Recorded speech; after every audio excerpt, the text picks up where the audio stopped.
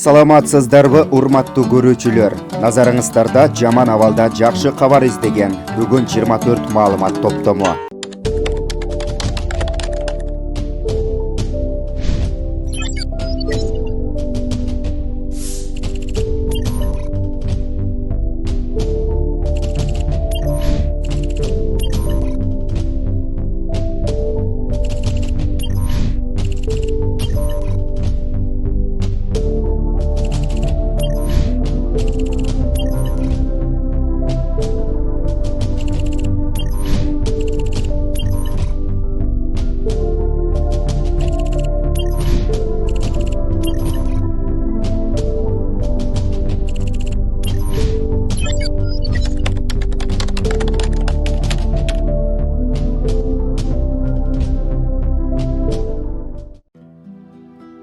Сапар тартып, алыска чыгып үйдөн, Самаркандек элине жанып күйгөн, сиздер үчүн дайым дуба кылабыз, сана тартып, элимди ойлоп жүргөн. Жолго чыгып, канча азап тарттыңыздар, жалпы элдин жүгүн далай арттыңыздар, жардам сурап, элим муктаж болгон кезде, элди ойлоп, жардам колун ачтыңыздар. Алыс жолдо канча сыздап жаттыңыздар, азап кайгы саздарына баттыңыздар. Алакандай элим муктаж болгон кезде, аянбастан жардам колун ачтыңыздар. Жаратканым сиздерди колдосун, жамандыктар жашооңуздарда болбосун. Жардам кылып элимди ойлогондой, жаратканым жолуңуздарды оңдосун. Ассаламу алейкум, урматтуу Самаркандек айылындагы чет өлкөгө КамАЗ айдаган агаларыбыз, баарыңыздардан Аллах Таала ыраазы болсун. Ата журт кыйын күнгө кабылганда, ар бир улуң айласын чагылганга деген сыңарындай, бүгүнкү күндө элибиз, жерибиз, өлкөбүз кыйын кырдаалда турганда, жардам колуңуздарды аябай жардам берип жаткандыгыңыздар албетте биз үчүн чоң кубаныч. Бул жакшылыгыңыздарды эч качан унутпайбыз. Аллах Таала бул кылган жакшылыгыңыздардын сообун акыретте эселентип, көбөйтүп берсин. Жолуңуздар шыдыр болсун, эч качан азап тартпаңыздар, кайгыга чөмүлбөңүздөр, ар дайым жолуңуздар ачык, жүзүңүздөр жарык болсун. Аллах ыраазы болсун.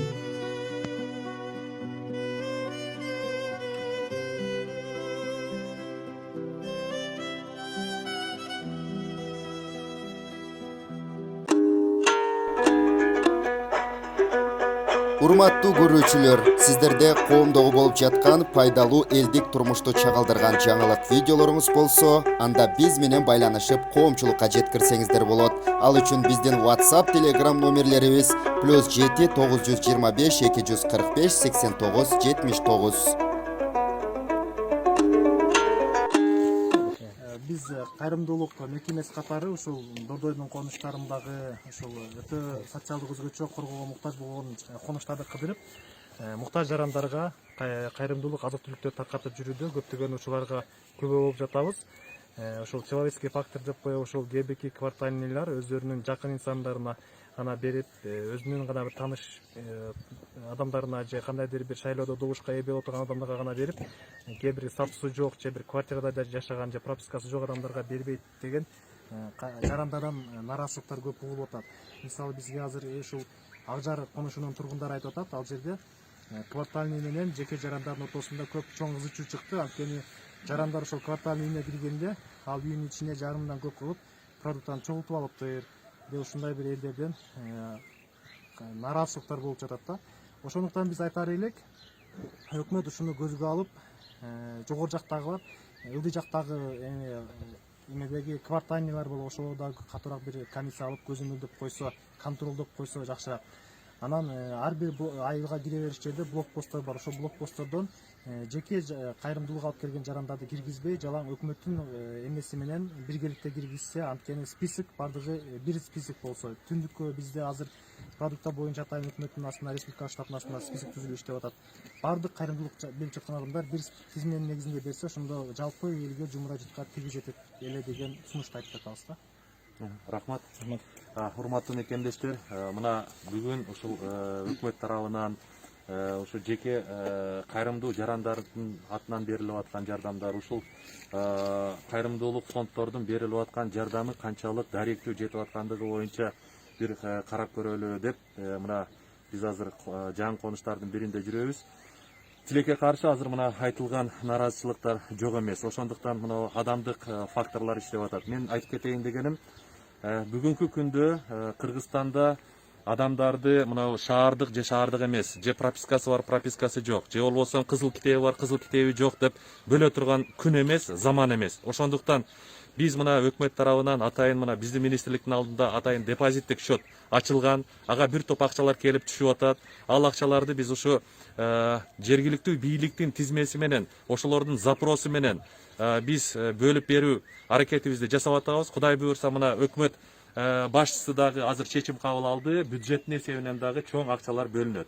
Эми урматтуу жетекчилер, урматтуу өкмөттүн ушу областтардагы ыйгарым укуктуу өкүлдөрү, урматтуу акимдер, урматтуу ушу айыл өкмөттүн жетекчилери, айыл башчылар, квартальныйлар, мен сиздерден суранат элем. Ушу бүгүнкү жардамды адилеттүү, бардыгына бирдей даректүү таратып берели.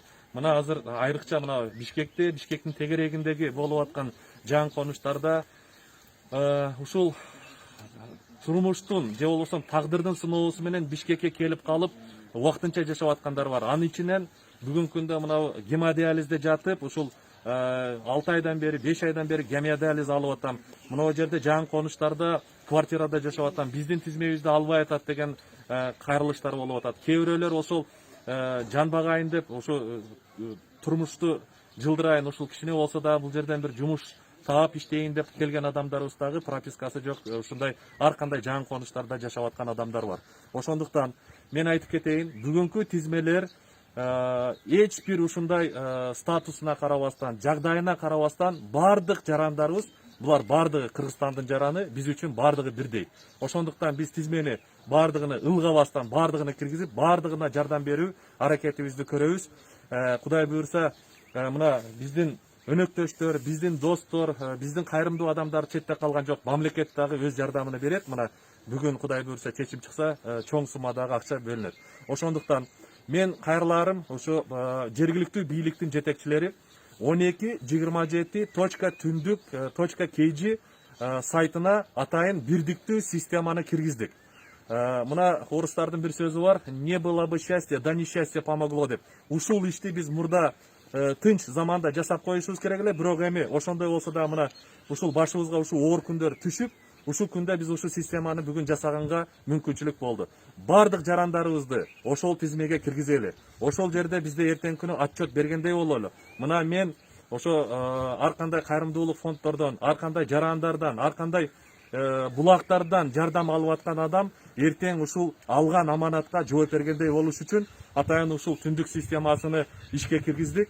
Бардык ким жардам бербесин ушул түндүк системасына киргизип, 1227 түндүк KG системасына киргизип, биринчиден биз бул аркылуу жардам тегиз бардыгына бирдей жетүүнү камсыз кылабыз. Экинчи жагыдан эртеңки күндө мындай отчетность, жоопкерчилик болот. Себеби биз ар бир килограммга, ар бир сомго жооп бергендей болушубуз керек. Ошондуктан урматтуу жетекчилер, 1227 түндүк KG системасы менен иштеңиздер. Ал эми бүгүнкү күндө ушул жардамга муктаж болгон адамдар, сиздер өзүңүздөр ушул системага өзүңүздөр кирип катталганга толук мүмкүнчүлүк бар. Баарыңыздарды чакырып кетем, ушул системага катталыңыздар. Кудай буюрса, бардыгыңыздарга жардам беребиз жана ар бир дөмөрчүгө берген жардамыңыздарга жоопту отчетубузду беребиз. Урматтуу кесиптештер, дорогие коллеги, я, как руководитель Центра экстренной медицины, как ваш непосредственный руководитель, сегодня обращаюсь к вам по поводу той ситуации, которая сложилась. Все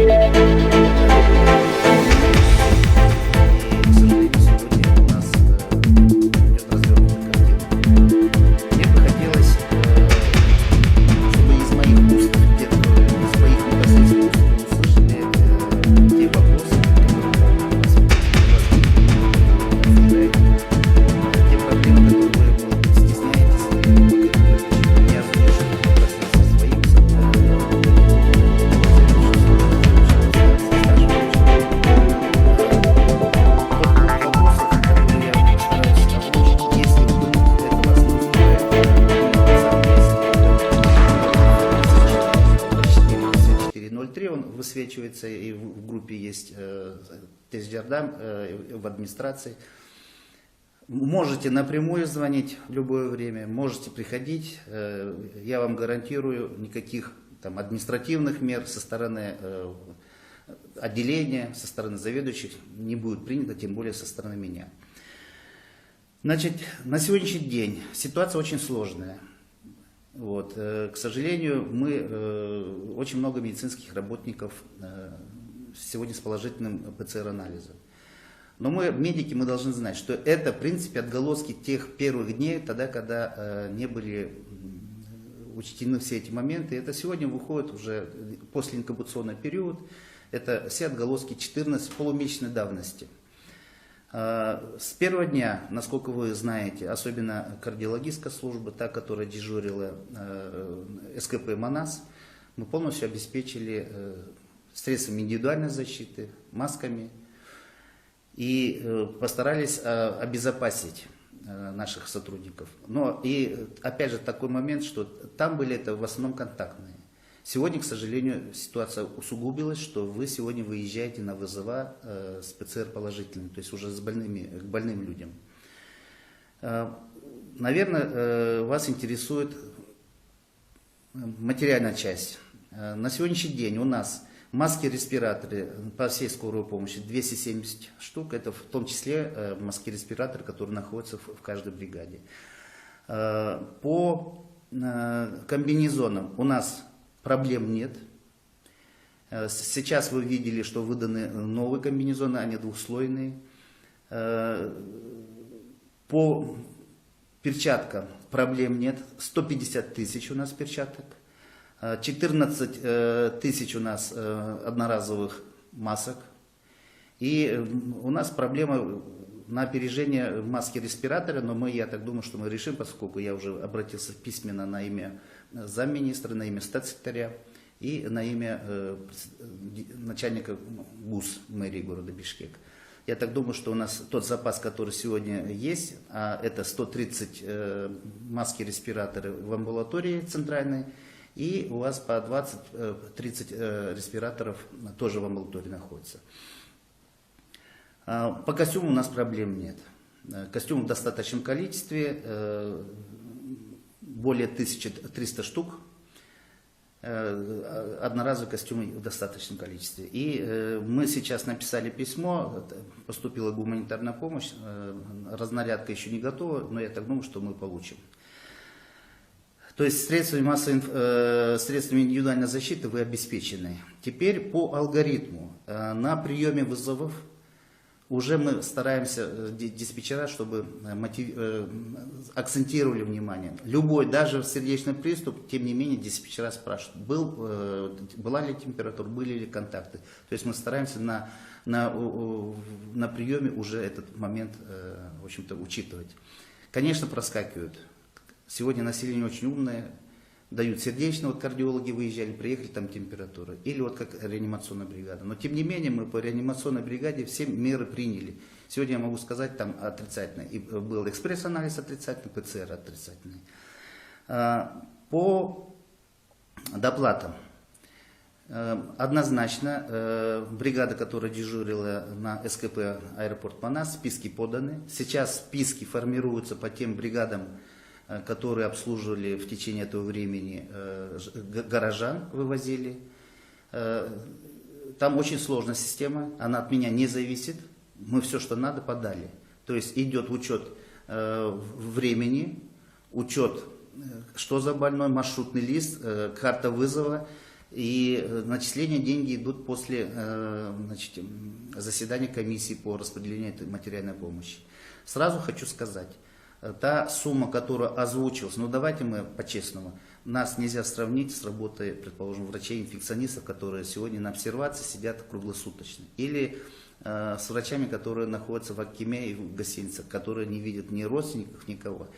Ну и вы, наверное, читали, что медики, работающие посменно, максимально там зарплата, надбавка до 29 тысяч. Но опять же будут учитываться количество выездов, количество обслуженных лиц. Поэтому Сейчас первый список, он уже в Минздраве, и второй список сейчас тоже подготавливается. Это те уже бригады, которые непосредственно работали в городе. Никто, кто обслуживал, не будет забот, и на всех подали. В том числе ваши эти, как карты, банковские карты. По доплатам, если будут какие-то вопросы, пожалуйста, звоните. Теперь по ПЦР, то, что, предположим, поднялся вопрос о том, что положительный ПЦР и наша бригада выезжает.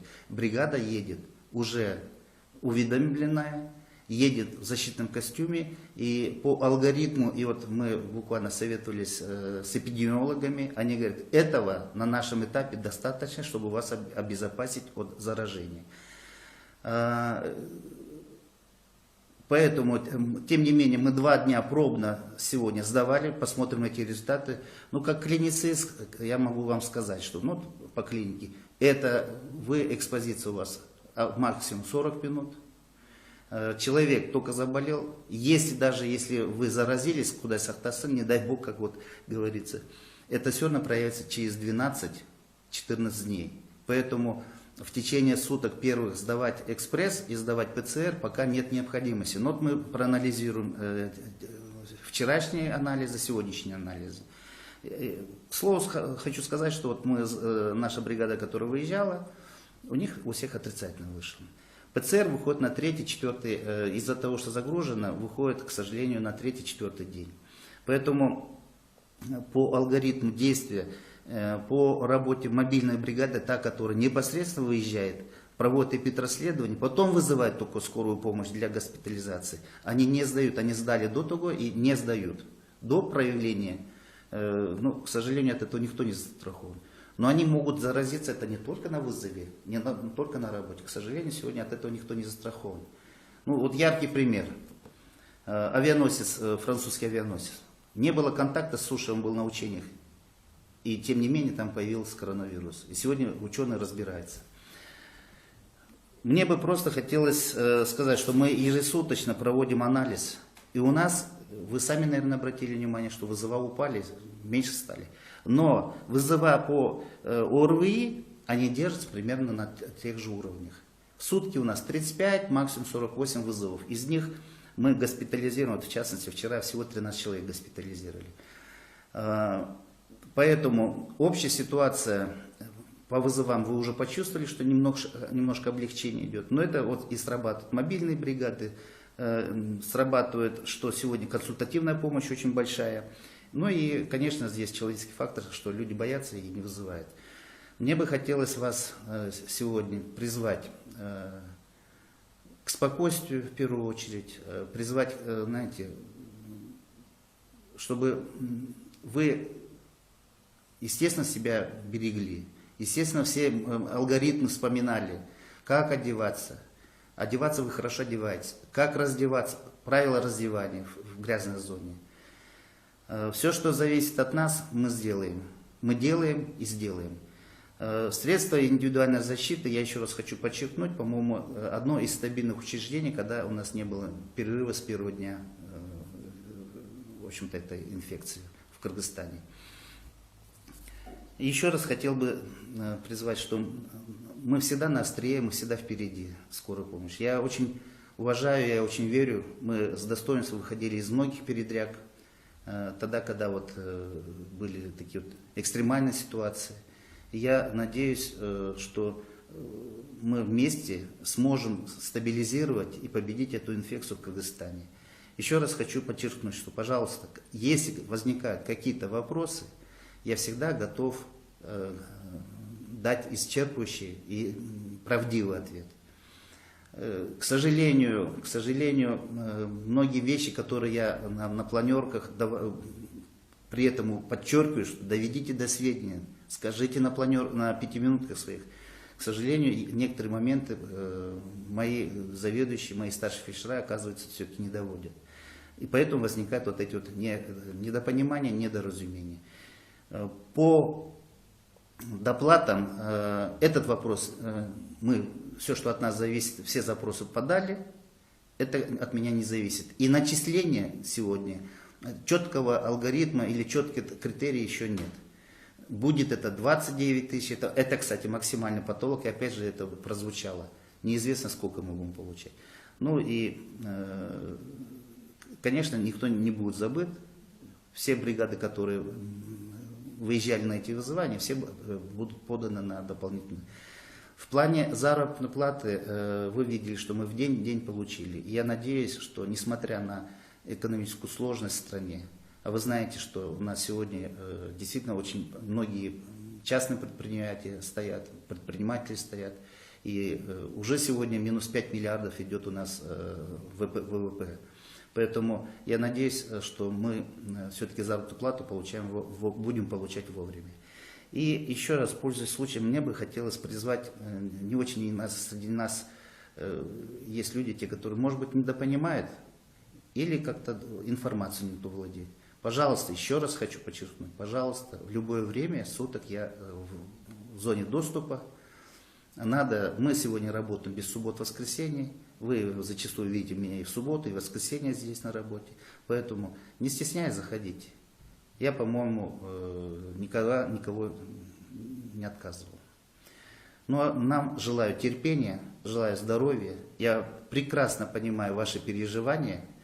Вот. Мы точно так же ходим вместе с вами. Я очень прекрасно вас понимаю, вы переживаете и за свое здоровье, и за здоровье близких. Это нормальная реакция нормального гражданина и тем более медика. Поэтому нам удачи, здоровья и сплочения. Каналга жазылууну унутпаңыздар. Биринчилерден болуп маалымат алуу үчүн коңгуроочону басыңыз. Дайыма ден соолукта болуңуздар. Сиздер менен бүгүн 24 маалымат топтому болду.